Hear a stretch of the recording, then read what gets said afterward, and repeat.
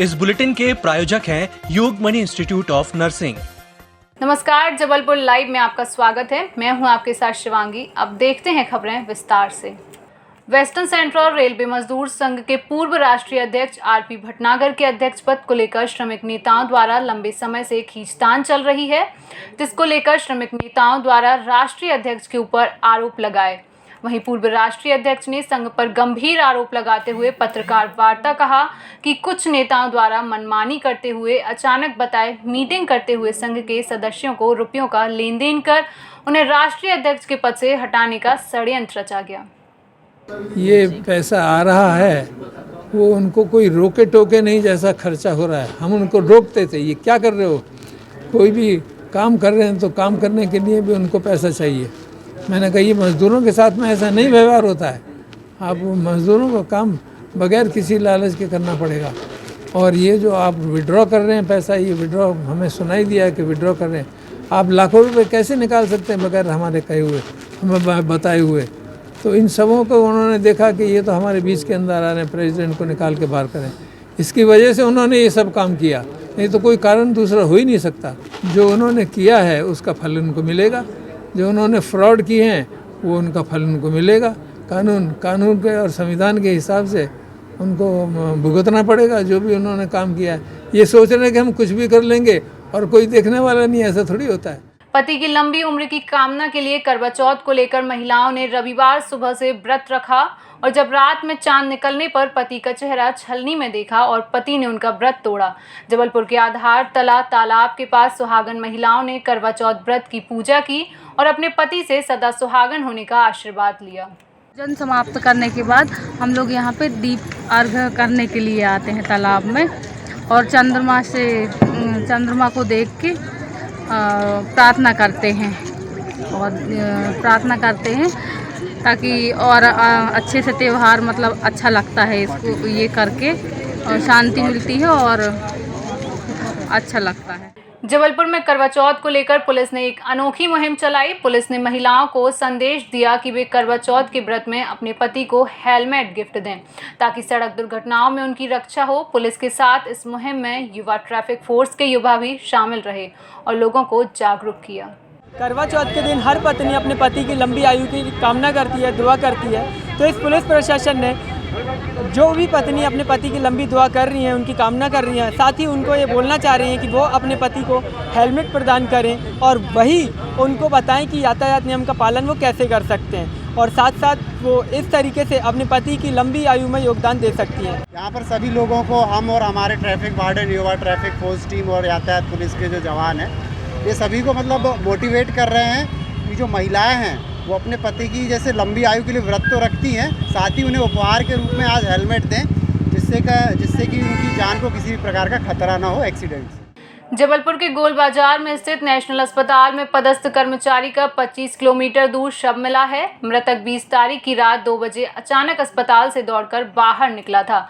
उसके बाद फिर उसका पता नहीं चला। कल रात को जानकारी मिली कि मनीष का शव सिवनी टोला के पास रामघाट में पानी में तैर रहा था। परिजनों ने अस्पताल प्रबंधन पर संगीन आरोप लगाए हैं। इधर पुलिस ने परिजनों के आरोपों को देखते हुए जांच शुरू कर दी है। रेगुलर जॉब कर रहा था, 20 तारीख को अचानक ऐसा कुछ हुआ है इनके साथ कि यहाँ से वो अपना सिम, अपना मोबाइल, अपना पर्स, अपनी गाड़ी सब यहाँ से छोड़ कर के यहाँ से मिस हुआ है। और यहाँ से ये फोटोज़ में देखा गया है कि यहाँ से दौड़ते हुए भागा है वो। रास्ते में यहाँ से कल की शाम को हमारे को उसका डेड बॉडी मिलता है। वो डेड बॉडी हमें सिवनी टोला चरकमा रोड पे मिलती है। मतलब यहाँ से इसकी जो दूरी है 25 किलोमीटर। तो यहाँ से क्या वो 2 बजे रात में कैसे पहुँच गया उधर पर, तिलवारा कैसे पहुँच गया यदि उसने कुछ किया है तो। मुझे तो ये 100% शक है नेशनल हॉस्पिटल के मैनेजमेंट, यहाँ की टीम, यहाँ के ऑनर के ऊपर कि उसने कुछ ना कुछ पक्का उसको ऐसे करते हुए हुआ है कि उसको मारने की साजिश रची गई। यहाँ का एक वार्ड बॉय था, एम्प्लॉय था मनीष सेन करके। उसके पिता ने इसका गुम इंसान का रिपोर्ट दर्ज कराया था 20 तारीख की देर रात में और उसकी डेड बॉडी कल मिली है चरगवा के पास। तो उसके परिजनों का ये कहना है कि उसकी जो मौत है उसमें कुछ यानी उसकी प्रताड़ना थी मैनेजमेंट के बाद। ऐसे बहुत से ऐसे मुद्दे उन्होंने बताए हैं। तो चूँकि उसका गुम इंसान भी दर्ज है हमारे यहाँ और उसका पीएम भी हुआ है और मर्ग भी पंजीबद्ध हुआ है। तो जो भी परिजनों से हम बात कर रहे हैं और जो भी जिसके खिलाफ उनके जो भी तथ्य जांच के उसकी हम जांच कर रहे हैं। Yogmani institute of nursing, Jamdar hospital, Jabalpur. Nursing के क्षेत्र में करियर बनाने का सुनहरा अवसर। प्रवेश प्रारंभ BSc nursing, post basic BSc nursing, GNM. पता 198/2 Ragwa, ward number 72, Arihant warehouse के पीछे, पाटन बाईपास चौक के पास, जबलपुर। उड़िया मोहल्ले में युवक से हुए विवाद के मामले में पुलिस की कार्यवाही पर अब सवाल उठने लगे हैं। शनिवार को पीड़ित युवक के परिजनों के साथ क्षेत्रीय लोग एसपी कार्यालय पहुंचे और ज्ञापन सौंपा। उनका कहना था कि सोनकर मोहल्ले की 4 युवकों ने 18 साल से देव यादव पर गाड़ी भिड़ाने का आरोप लगाया, फिर उसके साथ मारपीट की। इतना ही नहीं, उन्होंने उसके पास रखे 20,000 रुपए और सोने की चेन छीन ली। पुलिस के पास मामले की शिकायत को की गई, लेकिन उसने मामूली धाराओं के तहत कार्यवाही की। इधर इस शिकायत पर पुलिस अधिकारियों ने उचित कार्यवाही का भरोसा दिया है।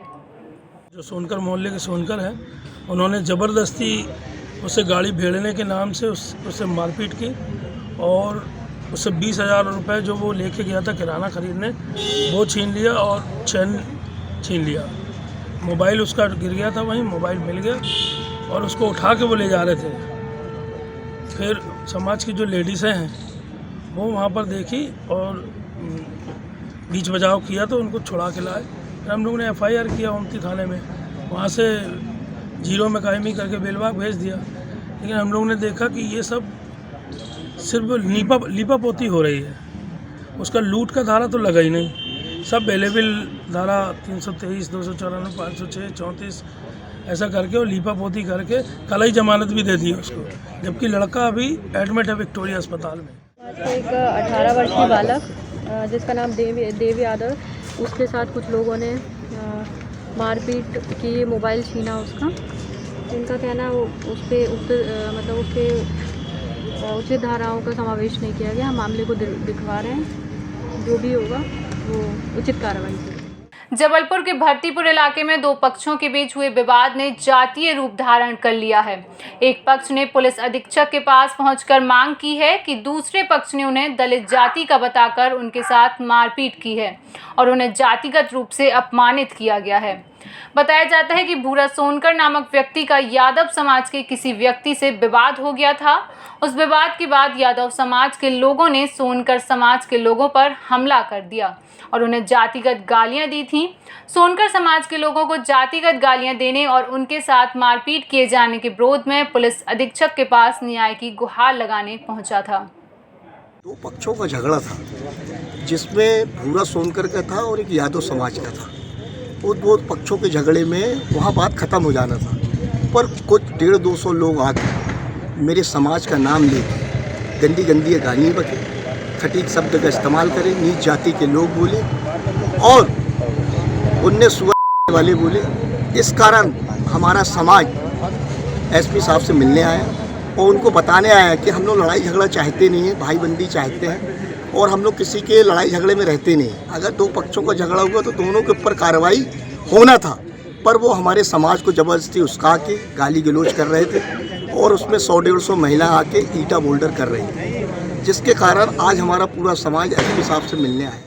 जबलपुर के कुंडम में दुर्गा विसर्जन के दौरान हुई मारपीट की घटना में एक व्यक्ति को आरोपी बनाए जाने को लेकर करनी सेना के कार्यकर्ताओं ने धरना प्रदर्शन किया। करनी सेना के कार्यकर्ताओं का कहना है कि दुर्गा विसर्जन के दौरान हुई मारपीट की घटना के दौरान शिवा सोलंकी नामक युवक वहां मौजूद नहीं था, लेकिन पुलिस राजनीतिक दबाव में उस पर मामला दर्ज कर रही है। करनी सेना के कार्यकर्ताओं ने सिहोरा की विधायक नंदिनी मरावी पर आरोप लगाते हुए कहा कि ये सब विधायक के इशारे पर हो रहा है। इधर पुलिस ने करनी सेना के कार्यकर्ताओं से कहा है कि अगर आरोपी घटना वाले दिन अगर मौजूद नहीं था तो उस पर किसी भी प्रकार का मामला दर्ज नहीं किया जाएगा, लेकिन घटना वाले दिन आरोपी शिवा सोलंकी मौके पर मौजूद नहीं था, इसका उन्हें सबूत पेश करना होगा।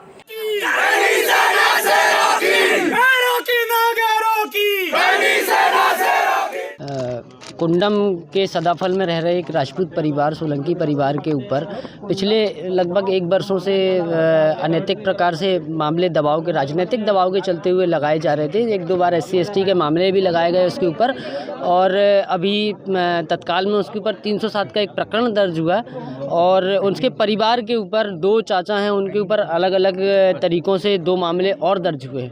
और इसके लिए हमने आज माननीय एडिशनल SP साहब को हमने ज्ञापन दिया है कि इस परिवार के ऊपर इस तरीके से जो मामले दर्ज हो रहे हैं, इसकी आप इस पर निष्पक्ष जांच करें। इस बुलेटिन में फ़िलहाल इतना ही। मुझे दीजिए इजाज़त। नमस्कार।